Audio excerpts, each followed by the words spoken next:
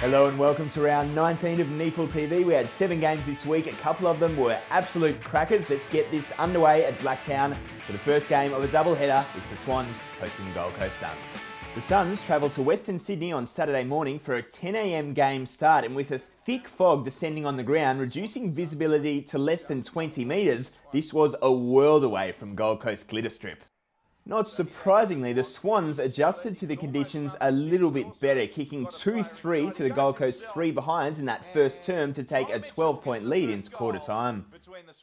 The game tightened up considerably in the second term, but like that first quarter, the Suns were a little bit wasteful in front of goals. However, they kicked their first couple of majors and trailed by just 5 points at half-time. Best bounce. Ellis, what's he going to do? Goes the banana. He's got it. He's got it, has he? Oh, the Suns are within a goal! As with last week, the Suns were within touching distance of their first victory of the year at the main break, but after half-time, things opened up and it was all the men in red and white. Actually a very reliable kick. Oh, it's a beautiful kick. George Hewitt makes no mistake.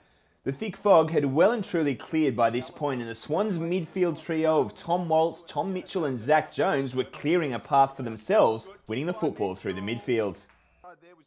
Veteran Ryan O'Keefe continued his stellar season. Harry Marsh played his best game for the year, and Toby Nenkovic finished with a couple of late goals, and the Swans, they ran out 13-14, 92 to 6-10, 46 winners. Following on from that game at Blacktown, Sydney University hosted Redland Bombers. One of the most interesting contests of the day came at opposite ends of the ground as dual big men Cleve Hughes and Jacob Derricks battled to spearhead their side in front of the big sticks. Both Derricks and Hughes got amongst the goals early, but they were playing far from lone hands as both sides spread their goal kickers. The Bombers were slightly ahead in the midfield battle, led by the likes of Josh Smith, Tom Salter and Luke Scott, but they weren't doing too well in front of the big sticks, inaccuracy costing them. As inaccurate as the Bombers were, they had 10-13 to three-quarter time. Daniel Gilmore's men were razor sharp, kicking 11-4 at the last change to trail by just 3 points. Oh my God, he can! Fantastic goal. This game promised a frenetic finish and it did not disappoint. Jacob Derricks marking strongly and kicking a goal from the pocket to put the students back to within a straight kick. After a couple of near misses, the students went coast to coast with the goal of the game. Tom Aiden hit Nick Wigmar, who launched a 60-metre pass out in front of Matt O'Dwyer, who snapped truly. Oh, he's put it through! O'Dwyer! Sydney Uni back in front! But after the high of that O'Dwyer goal, the end result was to be heartbreaking for the students. Redland finished with 3 behinds, and that was enough to give the visitors a very close 2-point win. Down in Canberra on Saturday morning, the Queanbeyan Tigers took on UWS Giants. This was a battle between the top-placed Giants and the 12th-placed Tigers, and there was a definite gulf in class here, but Queanbeyan put in their best performance for many weeks. After a 6-2 opening quarter in favour of the Giants, the Tigers tightened up this contest brilliantly, with both sides kicking 2 goals apiece in the second term. The tight affair continued in the third term as the Tigers battled on gallantly, with Cade Klemke brilliant through the guts, beating the classy Darcy Spinks.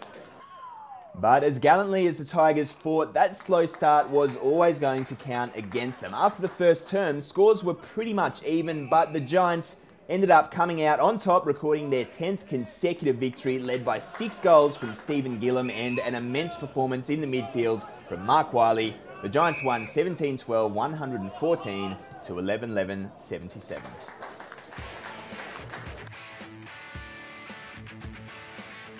Up to Queensland now as the Lions hosted the Sharks. With both of these teams out of the finals running, pride was on the line in this game at Burpengary, and an undermanned Sharks took it up to the Lions early. Here's the first goal of the game, and it'll go to the Southport Sharks. Led by fleet-footed youngster Luke Shreve and likely first-round draft pick Lachlan Weller, the Sharks took a 5-point lead into quarter time, but from that point forward, it was all the men in maroon, blue and gold. A man who's no stranger to kicking big bags in the NEAFL, former Hawk Jordan Lyle, was on fire in front of the big sticks for the home side. He was often given first dibs on the football by returning ruckman Matthew Lundberger, who was the best big man on the ground and will be close to a senior recall. The Lions finished with 11 individual goal kickers, including returning star Ash McGrath. They kicked 17 goals to 4 after quarter time and ran out with a comfortable 18-12, 120 to 6-11, 47 win. Up to the top end for the first game in Alice Springs this year, the Thunder hosted the Hornets. As far as clutch matches go, they didn't come much bigger than this blockbuster in Alice Springs between the Thunder and the Hornets, with the winner going a long way towards locking up a top 2 spot. It wasn't surprising then that both teams started at a million miles an hour, with plenty of goals being scored. Hezzy Lawrence, they've put the pressure on. Shaney still on the left boot, just managed to squeeze it in. But after scores were tied at 25 apiece at quarter time, the home side slowly started to work their way on top. The Thunder kicked 4 goals to 2 in that second term, led by big Boof Ewing. Right pass and went Ewing, and he runs into an open goal and puts it through for his third. Now, they say the third quarter is often the most decisive in deciding the outcomes of games, and John Blair's men needed a good start to get themselves back in the contest, but that didn't happen. They finished with just 1 behind for the entire third term as the Thunder well and truly took control. Runs into the goal and bangs it through for another one. After such a close start, that third term burst of 5 goals to nothing proved decisive. The Thunder skipped out to a 45-point three-quarter time lead, and that was more or less where the margin remained from there on in. Ben Rioli played arguably his best game for the year for the Thunder, who moved to second position. They won 15-7, 97 to 9-4, 58. Next up, a close one in Canberra, Belconnen taking on the Sydney Hills Eagles. Despite travelling, the Sydney Hills Eagles entered this game as slight favourites, and they made a fast start as Eugene Kruger kicked the opener within the first 2 minutes. NEAFL representative star Trent Stubbs was having a blinder to start this game, and he got his first goal at the 4-minute mark before Kruger added a second, and the Eagles skipped out to a healthy early lead. Jordan Harper got the Magpies' only goal of that first term before Jack Dimery responded very quickly for the Eagles, and they took a comfortable lead into quarter time. As in the start of the game, the beginning of the first quarter was all the Sydney Hills Eagles. Andrew McConnell kicked a goal, then Nick Crowe got one before Jamie Vlatko kicked 2 in succession. When Zachary Johns goaled midway through the second term, the Eagles looked set for a big win, racing out to a 47-point lead, but late goals in the second term to Jack Steele and Jacob Taylor got this margin manageable for Belconnen.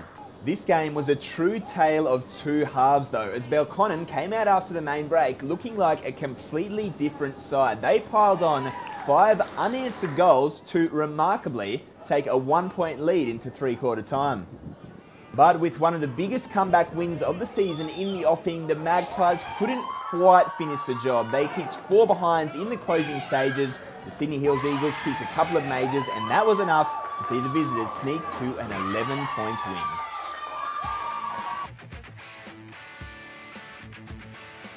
Finishing off round 19 in Canberra, Ainslie hosting Eastlake.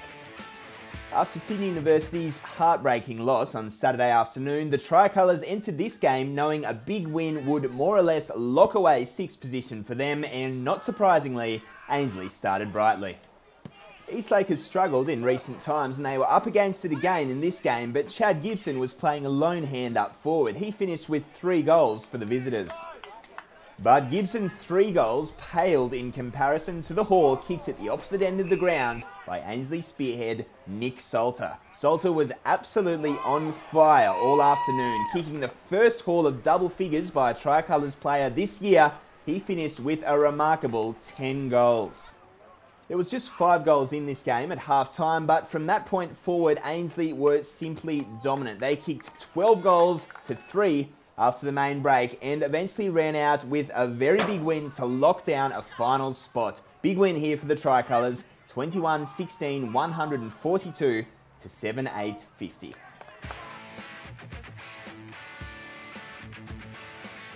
Now to a couple of great nominations for round 19's mark and goal of the week.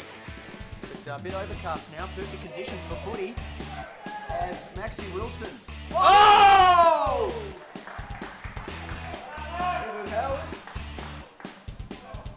Well, no, it's Kelvin Barnes. Kelvin Barnes has put it through. What a spectacular mark. Oh, I thought it was Superman at one point.